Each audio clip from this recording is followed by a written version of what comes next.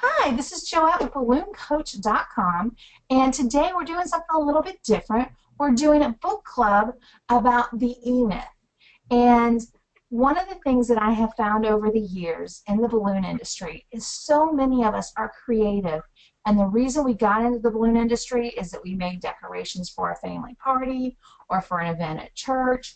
And we fell in love with balloons and what they could do. And so we started taking classes and decided to build a business. But most of us are creatives and we don't have a background in business. We don't have a business degree or an accounting degree, but we have a love and a passion for balloons. So a couple of years ago, I really started looking at the business side more and trying to find books to read that would really help me on my journey with my balloon business. And one of them that a friend suggested was the Emyth. And a group of us got together and we read it, and about a year and a half ago, 2 years ago now. And so then I brought it out to the rest of the balloon world and said, hey guys, join me in reading this book over the summer and then let's talk about it. So thanks for being here today. And if you're watching the recording, know that you don't have to have read the book before you watch this. You can go ahead and watch it, and then hopefully it'll excite you about reading the book and diving in a little bit more about business. And then you can always go online and go into our book club on Facebook and tell us a little bit more about your thoughts on the book. So one of the things I wanted to let you know about is the title.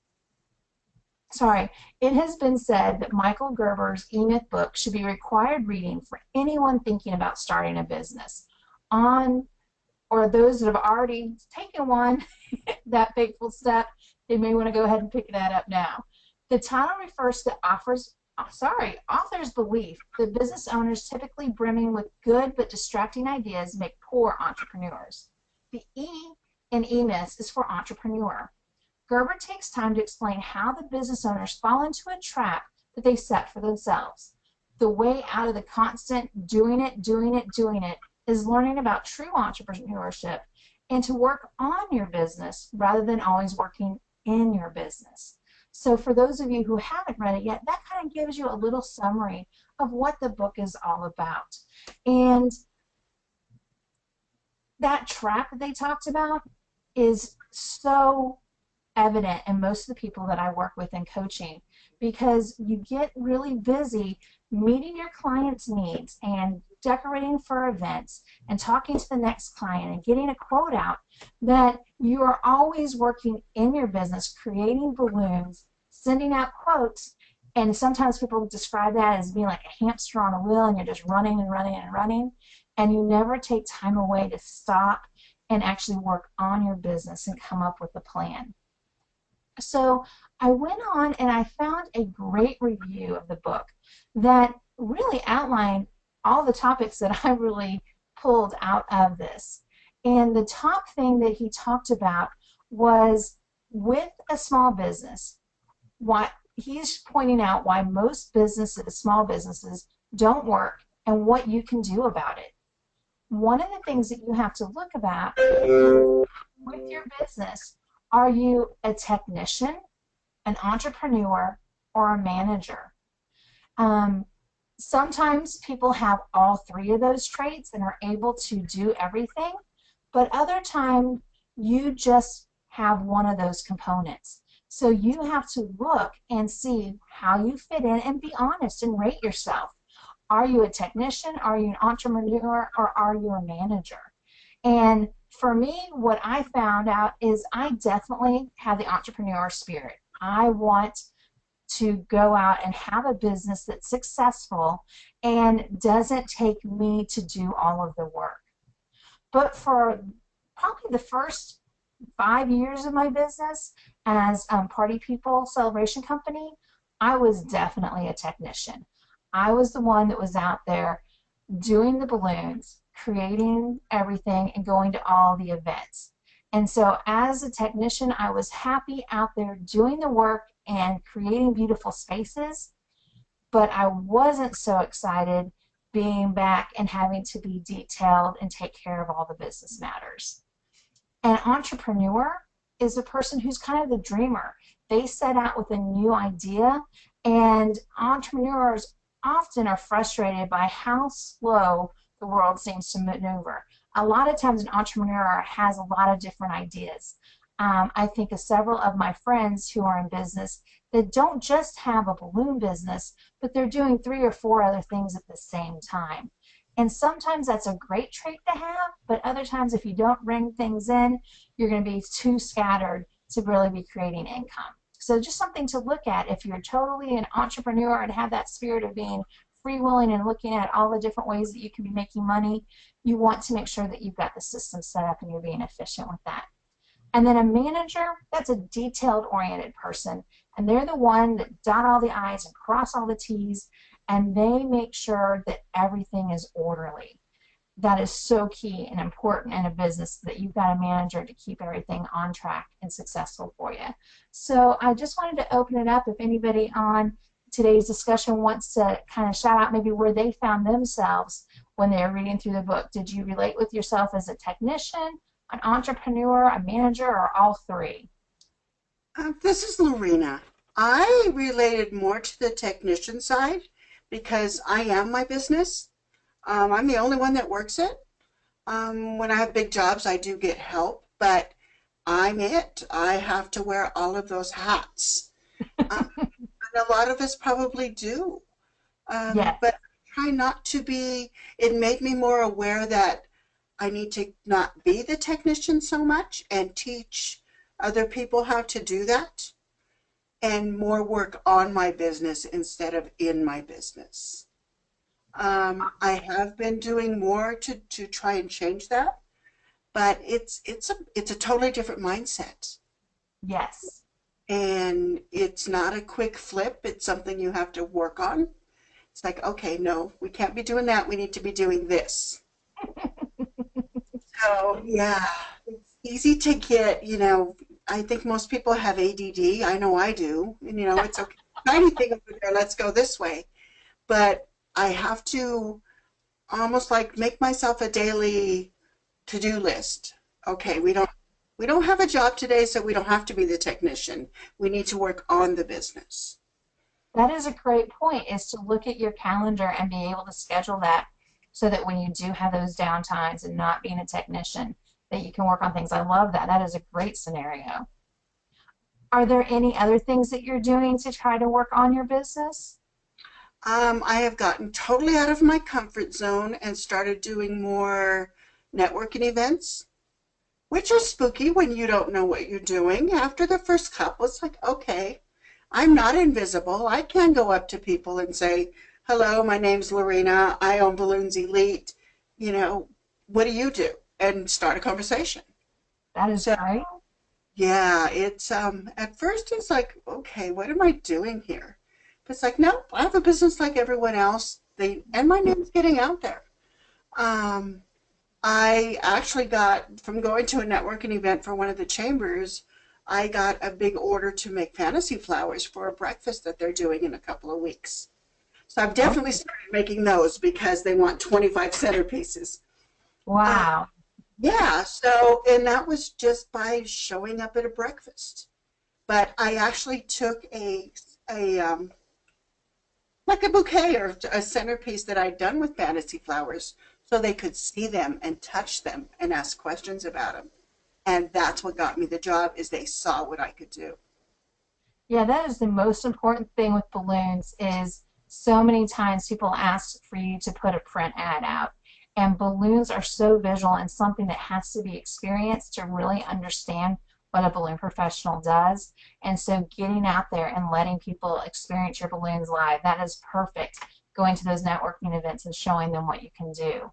It does make a big difference because they see a picture and they're like, oh, okay, I've seen that before.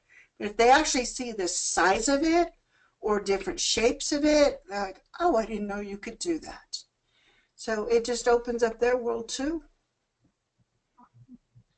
Well, one of the things as a wrap up for the technician, entrepreneur, and manager is all of these components are necessary in the founder of a business. Without the entrepreneur, you might as well keep working for someone else as a technician.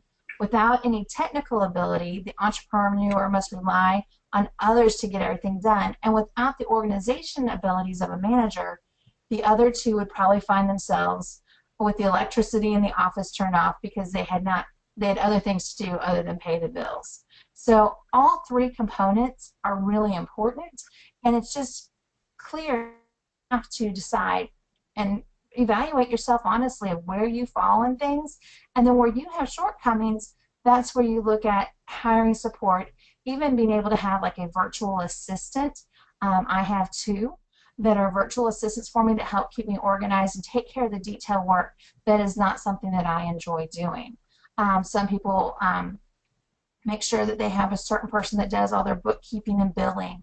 Some people will have somebody that comes in and actually builds all of their balloons for them and does the technical work, and then allows them to have the time to go out and, like you were saying, go out and do the networking events and to promote your business. So as you read the book and as you try to put things in to play for your life, know that it's not going to change overnight, but you have to just sit down and really evaluate what your strengths are, what your weaknesses are, and where you may need to get help to grow your business. The next part of the book, it talks about the franchise prototype.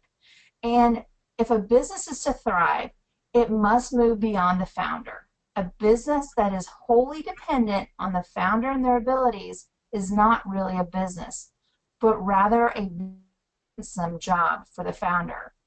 Every time you are out sick or take a vacation or otherwise absent, the business stops. This is something I learned really early on. When I first purchased the company, the previous owner told me, hey, you're going to need somebody else to be working with you to help you with events, because some events are just going to be too big to do on your own. And then other times you are going to still want to go away and be on vacation and be able to leave. So you need to train somebody to do what you do. And luckily I heeded her advice and did that from the get-go and had some people to help me out. The joke always was, if you're a friend of mine, you either worked with me or you watched my kids while I worked. My daughter was very young at the time. And so that was kind of the deal. And I did have several families where it was like a family of four that would go and do New Year's Eve with me for years. They were trained. And then a couple times when I went to Chicago, they then did all the jobs for me locally while my family and I were out of town working for Balloons by Tommy. So it's always important to, as you're looking at building your business, to find those people that help you out, especially in the rush times, and then especially if you're really wanting to grow past being just a really burdensome job. The other thing is that you have to create systems, because you do not have to hire the best balloon professional in the world to come work for you, but you want to have somebody who will come in and is willing to learn from you and follow systems which you have to set in place of how your business runs, what recipes that you have to create the decor that they need to do, and it be something that's clear and easily to understand. So to grow to that next level for the balloon industry, for many people it's a struggle, because people have unknowingly created themselves a job versus creating themselves a business, because they don't have it set up where somebody else can come in and duplicate what they do. So one of the things that we did with Balloon Coach is last year in our webinars, Diana Gladden spoke on how to set up systems and what she's done in her business to have people trained. She has great forms and wonderful meetings with her staff where she sets up, hey, this is how we do something. And then after they go do a job, over time they evaluated those systems and decided, did that work really well, or are there other things that we can do to be efficient? So as you grow your business, as you bring somebody on, and if you're looking at building your company up so it's not just you working 24/7, you want to make sure that you document what you do, and instead of just running and just fixing things and problems along the way, is you set up a nice system that you can work in and be organized and make the most out of your time. When you think about your business, is there anything that, do you see yourself just wanting to do it for you, or are you seeing it where you want to have income coming in even if you're not able to work? Oh, definitely have the income coming in when I'm not able to work. Because this book made me realize I have created a job. and not a business. It made me realize that like I've written down recipes and I've handwritten them and throw them in a box next to my work table. Well, now I need to get that box and actually type them up and put them in a binder and have that be part of a system. Um, it's just those little things that you should do, but it's like, I'll do it tomorrow. Well, tomorrow finally came. Uh, yeah, even just the organization of getting ready to do a job. I'm usually the one that preps all of that. I need to train somebody else. This is the checklist that we're going to use. This is what we need to take. This is where it all is. Yeah, it made me really reevaluate how I think about doing things, and how I'm doing them is not the way it should be done. And that, I think, is one of the number one steps for women businesses that are wanting to grow, is that you do have to be honest and understand that to grow, it's not just all about you, but having someone else to do things. I was very fortunate that I found two at-home moms that were from my daughter's school that wanted to make some extra money during the day, but they didn't want to work evenings and weekends because of their family obligations. Wonderful thing is that during the week on Wednesdays they could start inflating the balloons that we needed for the weekend. I built a 600 square foot warehouse in my backyard, and I would sit in my office on my computer talking to upcoming clients and booking events and marketing while they were in my warehouse building the balloons.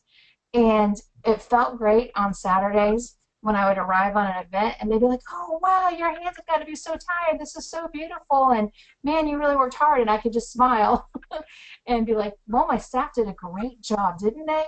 Um, I didn't have to have all that tying of balloons. I was able to have things set out for them to take care of it, and then I was able to go and deliver something that my clients enjoyed and loved. And it was okay that I didn't make it, because I had trained them in doing the sizing properly. I had trained them in the systems to put everything together so that our jobs could go very quickly and efficiently on the weekends. And it is really satisfying when you do that and you can do a job and know, wow, I didn't touch any of that, but it was done perfectly. The other thing that was great is I could go to conferences and be at things like Float and have one of our largest events of the year, for the Chamber Annual Dinner, going on and taken care of while I was in another state.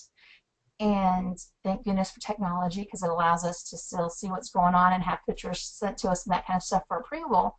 But just that overall sense of relief that I knew that I did not have to physically be there to make my client happy was delightful. And it does take time. It is scary at first to trust somebody else to represent your name and your company and your brand. But that's by setting the proper systems in place. Over time that can happen. So what I encourage people to do who are watching this is that if you're in a situation where you're starting to get burnt out in the business, or you are brand new to the industry and you're excited about having a balloon company that thrives and makes you a great income, understand that it's not about you. You don't touch everything that's going to happen with your business, because if you do, you will not be able to create the income that you really desire, because you will be burned out, tired, and just not being able to do the volume that it takes in many of the times for decor. Two people is just a tremendous thing to make things more efficiently and done well. So as you're building your company or as you're growing your business, really take time away to write down your systems and make something that works for you. Now I want to move on to innovation, quantification, and orchestration. Innovation is creatively applied to providing a product or service in a more efficient, higher quality, or more profitable way. You need to be continuously innovating in order to improve your business. So one of the ways to do that in the balloon industry is the type of equipment you use to inflate your balloons. Some people love having an Air Force 4 and a sizer to put their balloons through the sizers. To become efficient at that, it takes practice, where you are just doing it over and over again so it becomes more efficient and you train your staff the same way, is you don't expect them to know how to tie and do all that in the first day, but that you give them lots of opportunities to practice and become better at it. Quantification is combined with innovation to determine what actually works. If you're not measuring it, how can you tell if a change is good or bad for business? If you spend money for a new website and you're not measuring how much money is coming through it, how can you tell if the money was spent was worth it? You need as much data as, and with time you'll learn how critical numbers are, and be able to tell how things are going to be going by keeping an eye on them. When you're talking about quantification, you're talking about numbers, and a lot of creatives don't enjoy numbers. So I encourage you to really work hard at knowing your numbers. Do you have things set up on your website so that you know how many people are visiting you daily? I had a blog through Blogspot, which is now blogger.com, and what I enjoyed the most about it is it was very easy to read the stats and see exactly how many people landed on my page each day and where they were coming from. Then from there, I was able to know what articles they were going to and what things that they were most interested in. The best part is the way I had my blog and my website set up, I could tell which forum people were calling me from. They would call and say, "Oh, I'm on your website, I love it." And I'd ask them what color the page is. And I'd find out if it was a blue page or if it was a green page, and that way I would know if it was my blog or if it was my website, and knowing which key terms and which products were popping up and people were enjoying. Knowing those numbers helped me in devising my systems for my blogging and for my website to get more attention and more phone calls. So not only do you need to know the numbers of how people are getting to you, but you also need to know the numbers of what you're actually bringing in. So you need to make sure that you're measuring how much money you're making, how much money you're spending, and what that money is being spent on. A great way to do that is with QuickBooks or other accounting software that lets you break everything out into pieces. Orchestration is a standardization of what works. Once you've tried and measured something particularly innovative, it must become a part of a standard operating procedure. Once something has been orchestrated, it becomes part of the business that everyone has learned and knows, not some secret recipe that lies only within the mind of the founder. This ensures consistent quality for your customers. So after you make up your system, you need to tell people about it.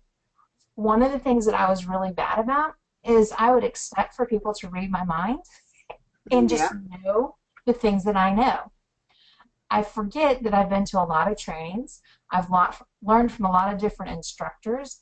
I know a lot of different ways to problem solve a situation, and I know why I do things the way I do them, but my staff didn't. So it was really key for me to take time to explain why we tied balloons a certain way, why we put them on a column a certain way, why loading a vehicle in a certain manner is done so that when we get to the end location for delivery, it'll be the most efficient for us to take things out, because sometimes they would load it in the way they thought would make sense, not understanding the complexities of when you get on a job site and have to pull everything out, what would need to come out of the vehicle first versus what would need to be packed in the right order.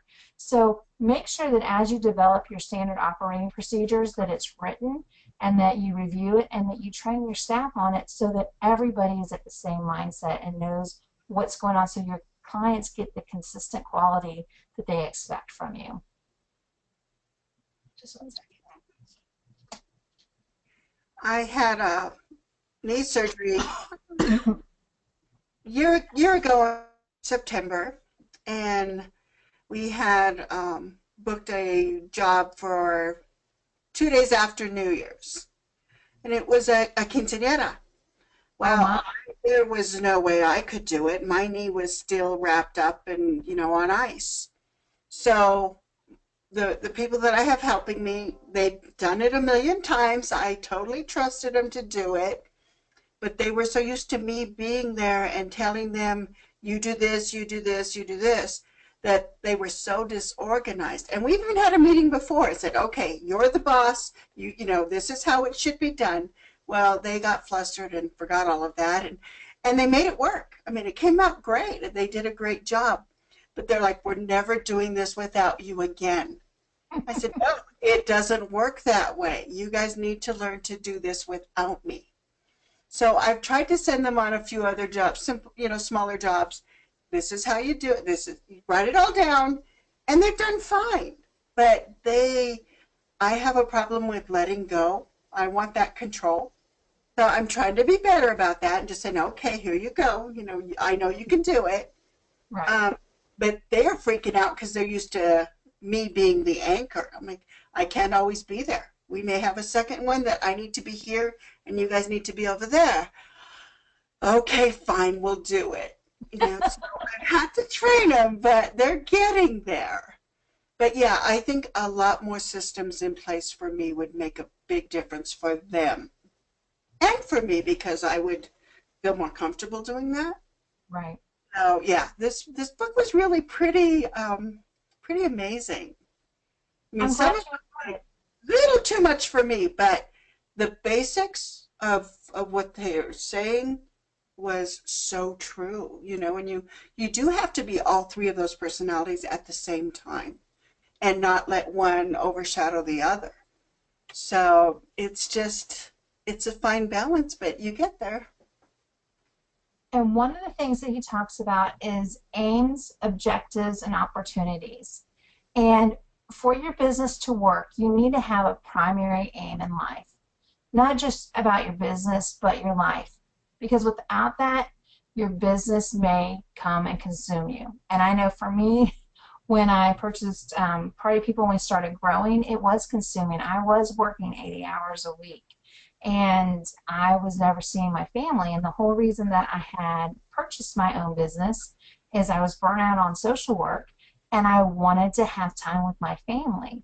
Well, come to find out, I ended up being so consumed by my business that the only time my family would see me is when they went on events with me. So most of our weekends, especially during prom season, was spent working on the job together, and then I would have it that I built in the cost of us staying at the hotel and having dinner there and then doing the takedown at midnight. Because that's what everybody wants to do on a Saturday night with their family, right? Is pop about 2,000 balloons. But Yeah. so it's so it's really important for you to look at your business and be realistic about what is your aim in life. What do you want your life to look like? And not just about for your business, but for your life, so that as you're building your business or as you're reconstructing it or growing it, that you have time for the things that are important for you. And you then can come up with your strategic objective from your primary aim, and then you can make sure that you're deciding, is it something that you're working on to meet a financial need, or is it something that you're needing to come up with a solution to not be so frustrated for like if a consumer, their frustration is going to Party City or another box store and coming out with a bunch of balloons that are all tangled up. As an event decorator, we're taking away that frustration from them and allowing them to have a pleasant experience because we take care of all the details and the hassles and they don't have to deal with them. So as you're looking at that, you need to make sure that you're putting the right value on things as far as what is the value you place on not having that frustration. And remember that we are providing something special for that client that they're not going to get from just walking into a regular store. We're giving them a peace of mind. So as you go throughout the system and you read the book, you want to end up coming up with your organization strategy, a management strategy, and a people strategy, and of course the systems. And I want to end on talking about the systems because so many people that are creative struggle with this. Hard systems are physical things that systematically resolve problems and free people to concentrate on meaningful work for their customers. They are things that are introduced to solve time-consuming problems that contribute to the success of the company. An example might be a tool to make cleaning a kitchen faster or more efficient. Soft systems are people systems. They practice the methods put in place to give people the framework for doing their job. These systems, in many cases, make it so that relatively less skilled people can do high quality work because they're following a system created by the experts. So that's what I was talking about. A lot of times people are wanting in the balloon industry to create amazing works of art. But so many times those are being used for show and a way to promote a business and are not necessarily being the way that brings in income. Across the board, what I have found from the majority of balloon companies is they make the larger amounts of money on a consistent basis, and I'm talking about companies that bring in 200, 300, 500,000, $1 million in balloon sales a year. Those companies are building quality work, but it's something that can be done by somebody who is less skilled. They're not the perfect artist, but they are very efficient at what they do and can create beautiful things on framing, using classic decor, and making something that's repeatable and being able to be done over and over again. So as you look at building your business, you need to look at that as what you are offering for your clients to do. Is it something that somebody else can create for you and that you can build a system to teach them how to make it? Information systems are put in place to gather information and data about the business and its operation. With actual data, it's possible to test different hypotheses and see which ones work best. With data, it's possible to know if the business is doing compared to the same metrics from an earlier or later date. One of the things that I often did was time studies, where I would just put on my stopwatch and time study myself inflating the balloons, and then I'd time study my staff doing it to see how long it takes for us to make something. And then over time show them some training and steps of things that I did to make things be a little more efficient. It could be as simple as the fact that sometimes when people are building something, they'll put the framework way far away from them that they're needing to attach something to. And the simple method of moving something 4 feet closer to you can save you 15 minutes in the hour. So you want to make sure that you look at those kind of things, and when your people are working, come up with ways to make sure that you test the systems and write things down to know where you're at so that you can continue to get better. I know some people that they even make a contest of it with their staff to see who's the fastest. So you want to put those systems in place. The thing that I just want to encourage people to do is, if you've not read the book, you can download it online. If you don't enjoy reading, you can actually put it into, get it on audio and listen to it in your vehicle as you go from event to event.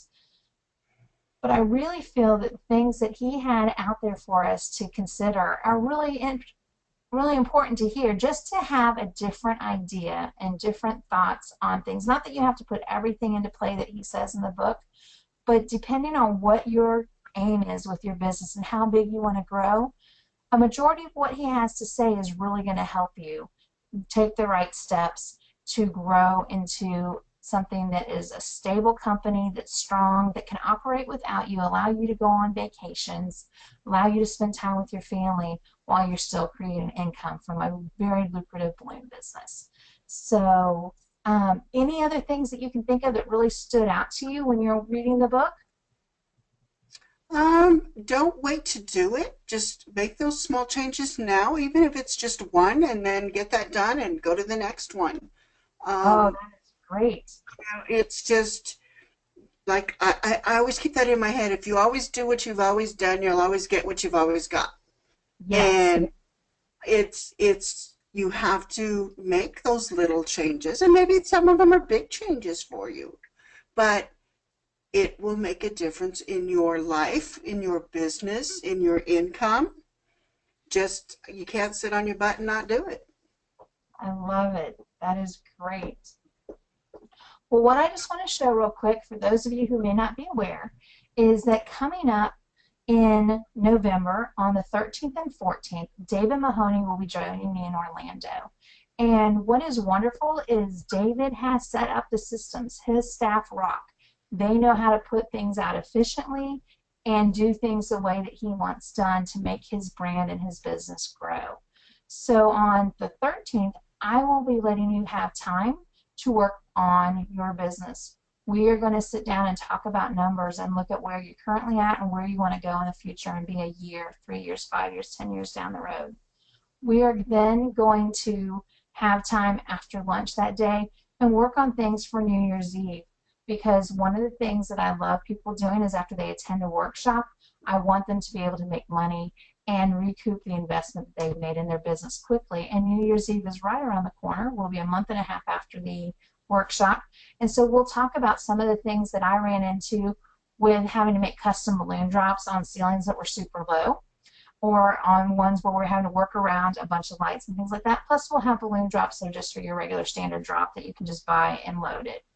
We're going to talk about some of the creative decor that you can create at New Year's Eve and ways to go out and market it and make money. David then will come in on Monday, and he is going to talk about how to strengthen your foundation in framing so that you can tower over your competition. And he is going to show us how to bend the EMT and create the bases that he uses on a daily basis over and over and over again. What's really exciting is then on Monday night you'll have some hands-on time. I've got several people bringing their equipment with them so that we'll have the tube rollers, so people who are driving can actually leave with equipment already built. All you have to do is pay for the cost of the EMT and the products that you're putting together with it. The other folks who can't take it back, you can at least practice the skill and feel comfortable using the tools. David is great at giving out tips and hints on how he went from a one-person company to $1 million a year business now. So throughout the entire day, you're going to be hearing tips from him of things that he did right and that you want to repeat, and things that he did wrong and you want to steer clear of. He is also going to be doing the balloon overlay sculpting and showing you how he makes his framing for this and puts it together. And I'm excited that then on that evening, Monday night, you'll be able to sit there and practice the balloon drops, the framing, and the overlay techniques, and work on whatever you are most in need of that evening. So guys, if you're listening and you're really wanting to make 2017 the best year yet, and you want to take time out to work on your business and have the tools that you need to be successful, I highly encourage you to go on now and sign up to join us for those 2 days. If you have any other thoughts about the book, feel free to go onto Facebook to Elevated Events Book Club and join into the discussion there. And then what we're going to do is look at having a new book that we'll start reading over the Christmas holidays. So if there's a book out there that you've read on business and that you really love, let us know about it. And if there are other things that you're needing help with, Balloon Coach does have coaching. We have our monthly webinars. We have elevated.events, that there's our monthly easing, and a blog. Lots of great things for you to learn and grow your business. I wish you much success as you put your systems in place. Please let me know if there's anything I can do to help you. Joette at ballooncoach.com. Have a great day.